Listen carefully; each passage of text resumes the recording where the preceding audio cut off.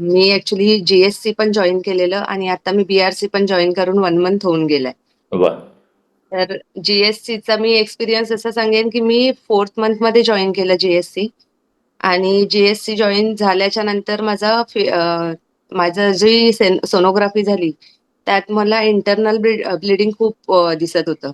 तर okay. Doctor एवढं म्हणजे खूप घाबरवून टाकलं की मला खूप मेडिकल इंटरव्हेन्शन लागेल, मला ब्लड चढवावं लागेल, काहीही होऊ शकतं, तुझ्या जीवावर पण ते बेतू शकतं वगैरे असं. म्हणजे बऱ्याच निगेटिव्ह गोष्टी मला डॉक्टरांनी सांगितल्या. आणि लिटरली मी घरी आल्याच्या नंतर एवढी घाबरून गेलेली, मी आणि माझा हसबंड होता. आम्ही दोघंही खूप घाबरून गेलो. रात्री मी लिटरली रडली. आणि नेक्स्ट डेला मॉर्निंगला मी सायली मॅमशी बोलले. त्यांना माझे सगळे रिपोर्ट्स वगैरे पाठवले.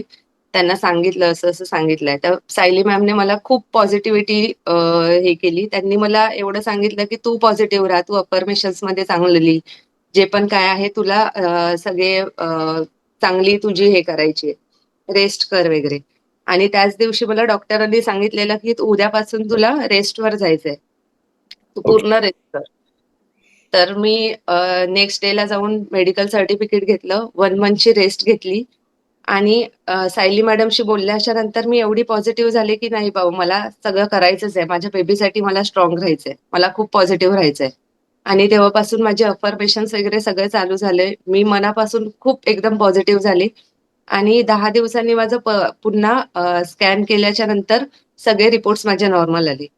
माझं जे इंटरनल ब्लिडिंग होतं ते सगळं त्यांनी सांगितलं की पूर्ण क्लिअर झालंय.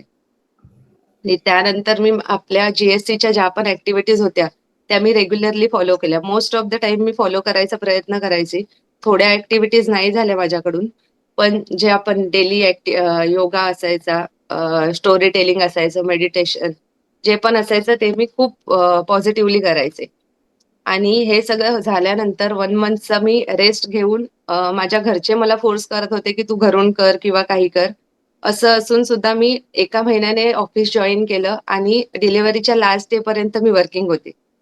डिलिव्हरीच्या दिवशी पण मी सकाळी ऑफिसला जायला निघाले, पण थोडा मला त्रास व्हायला लागला म्हणून मग मी हॉस्पिटलला गेले. आणि रात्री माझी नॉर्मल डिलिव्हरी झाली.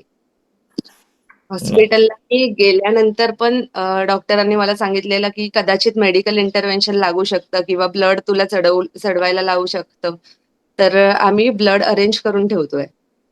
पण संध्याकाळी माझी नॉर्मल डिलिव्हरी झाली 8:30 वाजता आणि माझ्या बेबीचं वेट पण 3.3 kg होतं. हो, ग्रेट. डिलिव्हरी नंतर डॉक्टरांनी स्वतः मला अप्रिशिएट केलं की तू मला खूप छान सपोर्ट केलास. म्हणजे एवढं सगळं आपली हिस्ट्री सांगितल्याच्या नंतर पण तू एवढा छान सपोर्ट केलास की आम्हाला डिलिव्हरीमध्ये कोणतंच कॉम्प्लिकेशन आलं नाही.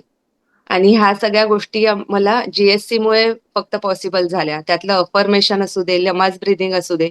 लमाज ब्रिदिंगचा एवढा छान यूज झाला मला की माझी प्रेग्नन्सी खूप स्मूथ मला हे झाली. डिलिव्हरीच्या वेळेला मला तेवढं पेन नाही झालं, जे मला बाकीची लोक सगळी सांगतात की तू असं फॉलो केलं पाहिजे, तसं केलं पाहिजे. पण माझ्या डोक्यात एकच होतं की नाही, जीएससी मध्ये जे मला सांगितलंय लमाज ब्रिदिंग, त्याप्रमाणेच मला फॉलो करायचंय. आणि त्याप्रमाणे मी केलं सगळं आणि मला तेवढं पेन नाही जाणवलं. आणि आता मला असं वाटतंय की नाही, हा प्लॅटफॉर्म खरंच योग्य आहे. कारण स्टार्टिंगच्या 2.5 महिन्यात मी बेबीला जास्त काही नाही शिकवू शकले. जे मंत्र लिस्निंग वगैरे आहे तेच सगळं नॉर्मल जे आपण करतो तेवढंच मी केलं. पण जे बीआरसी जॉईन केल्यानंतर मला कळलं की हा बाबा, बाबूसाठी एवढंसं हे पण सगळं मी करू शकते. म्हणजे ह्या 3 मंथच्या एज मध्ये मी काय काय केलं पाहिजे हे सगळं मला बीआरसी मुळे कळत आहे. आणि माझी फॅमिली सुद्धा ह्याच्यामध्ये मला खूप सपोर्ट करते. म्हणजे माझी आई, माझे वडील, माझ्या बहिणी माझ्या जवळच राहतात, त्यामुळे त्या मला सपोर्ट करतायत. काही ऍक्टिव्हिटीज आहेत त्या पण सगळ्या बेबीकडून फॉलो करून घेत आहेत. तर खरंच खूप थँक्स सर.